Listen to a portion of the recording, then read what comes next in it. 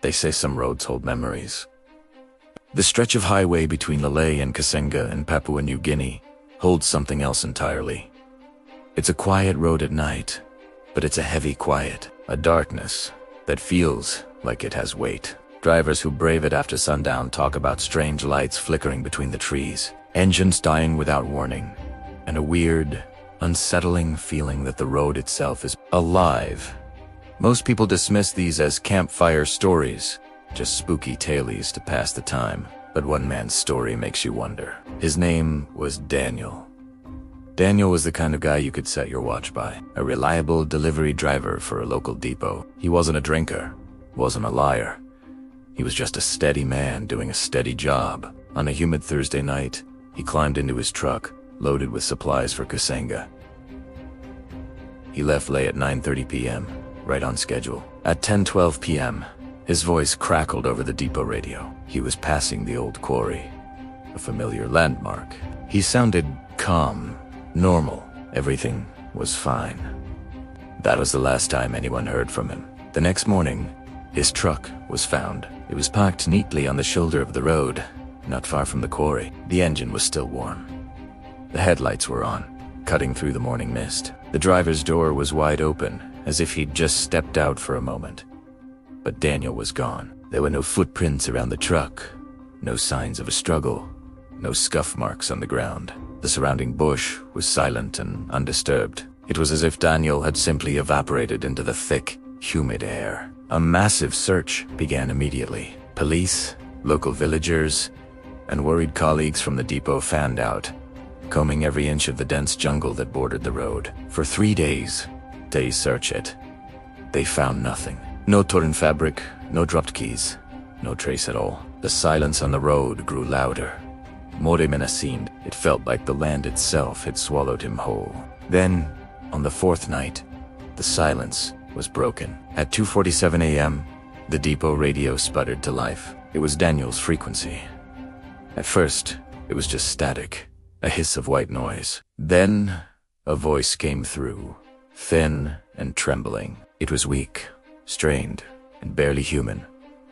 It said, "Help. I'm still on the road, but the road won't end." The dispatchee on duty felt a cold dread wash over him.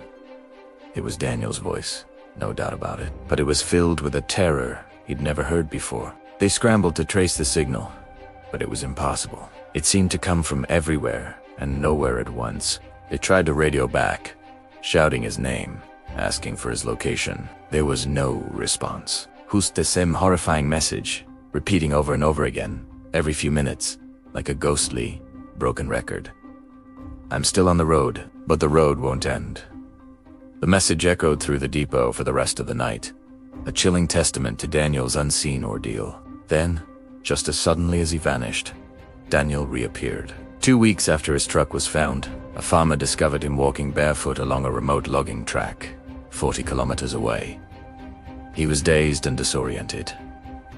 But physically, he was fine. His clothes were clean, not a tear or a speck of mud on them. His skin was unscratched. He didn't look like someone who had been lost in the unforgiving wilderness for 14 days. He looked like he had just stepped out of his truck a few minutes ago. But his eyes, that's what everyone talked about. They were wrong. They were wide, unblinking, and locked in a permanent state of shock. He looked at people, but it felt like he was seeing something else, something terrifying, standing just behind them. When the police questioned him, he could only repeat the same fragmented, unbelievable story. He said he never stopped driving. The road just stretched. The familiar signs for towns and villages began to show impossible distances. The trees along the roadside seemed to shift and rearrange themselves when he wasn't looking. He tried to turn back, to escape, but the road folded in on itself. There was no turning back. There was only forward. He spoke of lights in the trees, not headlights, not flashlights. They were pulsing, moving lights that seemed intelligent, alive. He heard footsteps, he said, on the roof of his cab, keeping pace with him as he drove faster and faster. He swore something whispered his name from the empty passenger seat next to him. But the most terrifying part of his story was what he saw ahead of him on that endless road. Another truck, identical to his own, right down to the company logo, the specific dents on the bumper. the faded sticker on the back window. And as he got closer, he saw the driver. It was him, a perfect double, staring straight ahead, driving into the same impossible darkness. Doctors were baffled. They examined him from head to toe. There were no injuries, no signs of malnutrition or dehydration. It made no sense. His watch, which had stopped when he disappeared, now showed the correct time. His phone was still in his pocket, its battery almost full. In his truck, the fuel tank was still half full. It was as if for Daniel, no time had passed at all. But the calendar, the radio logs, the frantic search parties, they all proved he had been gone for 2 full weeks. Investigators, hoping to find a rational explanation, checked the truck's GPS data. What they found only deepened the mystery. The device showed the truck had driven in a perfectly straight line for over 9 hours, without turning, slowing down, or stopping even once. A 9-hour straight drive on a road that should only take 45 minutes to travel from end to end. Life after his return was a living nightmare for Daniel. He refused to be alone. He couldn't sleep unless every light in the house was on. The sight of a road after sunset sent him into a panic. He'd sit by the window for hours, just staring into the darkness, whispering the same phrase over and over. "They're still looking for me." They didn't finish.